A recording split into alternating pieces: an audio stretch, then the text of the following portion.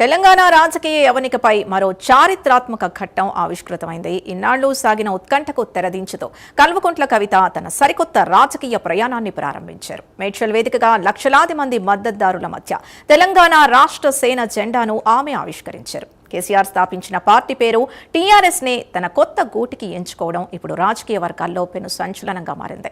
BRS పేరుతో జాతీయ రాజకీయాల్లోకి వెళ్లిన కేసీఆర్ తెలంగాణ ఆత్మను పక్కన పెట్టారని, ఆ లోటును భర్తీ చేయడమే తన లక్ష్యమని కవిత అన్నారు. ఇదే అంశానికి సంబంధించి పూర్తి డీటెయిల్స్ మా కరెస్పాండెంట్ చందు అందిస్తారు.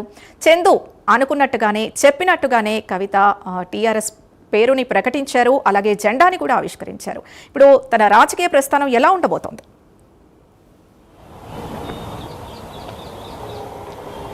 సింధు, తెలంగాణలో కొత్త రాజకీయ పార్టీ పురుడు వేసుకుంది. ఈరోజు ఉదయం 10 గంటలకు కల్వకుంట్ల కవిత తన కొత్త పార్టీని స్థాపించారు, ఏర్పాటు చేశారు. ముఖ్యంగా టీఆర్ఎస్ తెలంగాణ రాష్ట్ర సేన పేరుతో కూడా పార్టీని లాంచ్ చేశారు.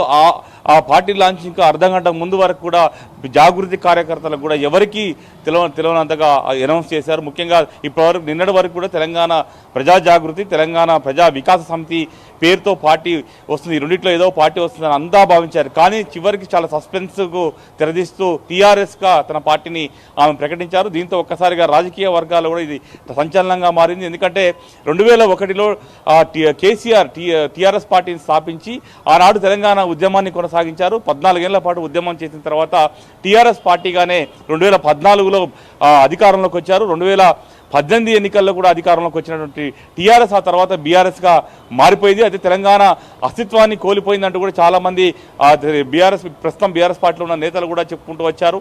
ముఖ్యంగా టీఆర్ఎస్ అని పదం లేకపోవడం వల్ల 2023 ఎన్నికల్లో పార్టీ ఓడిపోయిందంటూ కూడా చెప్పిన పరిస్థితుల్లో కవిత ఇప్పుడు టీఆర్ఎస్ పార్టీతో మళ్ళీ జనాలకు ముందుకు రాబోతుంది. తెలంగాణ అస్తిత్వాన్ని, తెలంగాణ తన తండ్రి ఏదైతే కోల్పోయాడో దాన్ని మళ్ళీ తన ద్వారా తాను నిలబెడతాను ఖచ్చితంగా. ఎందుకంటే బీఆర్ఎస్ 10 ఏళ్ల పాటు అధికారంలో ఉన్నప్పటికీ కూడా ఎక్కడ కూడా సామాజిక తెలంగాణ సాధించలేదు. కాబట్టి ఖచ్చితంగా సామాజిక తెలంగాణ జయంగా తన పార్టీ ముందుకెళ్తుందని కూడా చెప్పుకుంటూనే ఈరోజు ఆమె చాలా సంచలన కామెంట్లు కేసీఆర్ గురించి కూడా చేశారు. బీఆర్ఎస్ పార్టీకి తాను రక్తం దారబోశాను, కానీ కాళేశ్వరంలో అవినీతి చేశారని ప్రశ్నిస్తే తన పార్టీ నుంచి సస్పెండ్ చేశారు. అవినీతి చేసిన వారిని కేసీఆర్ పక్కన కూర్చోబెట్టుకున్నారు. ముఖ్యంగా గుంటనక్కలు, తోడేళ్ల గుంపు మొత్తం కేసీఆర్ని బందీ చేశారు. కేసీఆర్ ఇప్పుడు మరమనిషి, మాటల మనిషి అంటూ కూడా ఆమె సంచలన కామెంట్స్ తన సొంత తండ్రి పైన చేసిన పరిస్థితి అయితే చాలా మనకు స్పష్టంగా కనిపించింది. ముఖ్యంగా వెలుగుమట్లలో ఏదైతే ఇండ్లు కూలగొట్టినా, హైదరాబాద్లో హైడ్రా కూలగొట్టినా కూడా ఇండ్లు కూలగొట్టినా కేసీఆర్ బయటికి రారు, సార్ అసలు ఇక బయటికి రారు, ఇక రారు అంటూ కూడా ఆమె చాలా సెటరికల్గా కూడా కామెంట్ చేసిన పరిస్థితి అయితే ఈరోజు కనిపించింది. పూర్తిగా కేసీఆర్ టార్గెట్గానే ఆమె విమర్శలు చేసిన పరిస్థితి కనిపించింది. ముఖ్యంగా కేసీఆర్ రాజకీయ పరిణితి కోల్పోయాడు అంటూ కూడా ఆమె సంచలన కామెంట్ చేసిన పరిస్థితి కనిపించింది. మొత్తంగా అంటే ఒకవైపు బీఆర్ఎస్ పార్టీనే ఆమె ఎక్కువగా టార్గెట్ చేసినట్టుగా కూడా మనకు చాలా స్పష్టంగా కనిపించింది. ఎందుకంటే ప్రస్తుతం రాష్ట్రంలో కాంగ్రెస్ పార్టీ అధికారంలో ఉంది, ఇటు ప్రతిపక్షంగా బీఆర్ఎస్ కూడా రాష్ట్రంలో బలంగా ఉంది. కాబట్టి కొత్త రాజకీయ పార్టీ మళ్ళీ తెలంగాణలో ఎదగాలంటే ఖచ్చితంగా ఇటు కాంగ్రెస్ పార్టీని టార్గెట్ చేయాలి, ఖచ్చితంగా బీఆర్ఎస్ పార్టీని కూడా టార్గెట్ చేయాల్సిన పరిస్థితి. ఎందుకంటే బీఆర్ఎస్ పార్టీలో ఇప్పటికీ అంటే మొదటి నుంచి ఉద్యమం చేసినటువంటి నాయకులు చాలామంది ఉద్యమకారులు బీఆర్ఎస్ పార్టీలో ఉన్నారు. వాళ్ళందరికీ చాలామంది పదవులు రాని వాళ్ళు ఉన్నారు.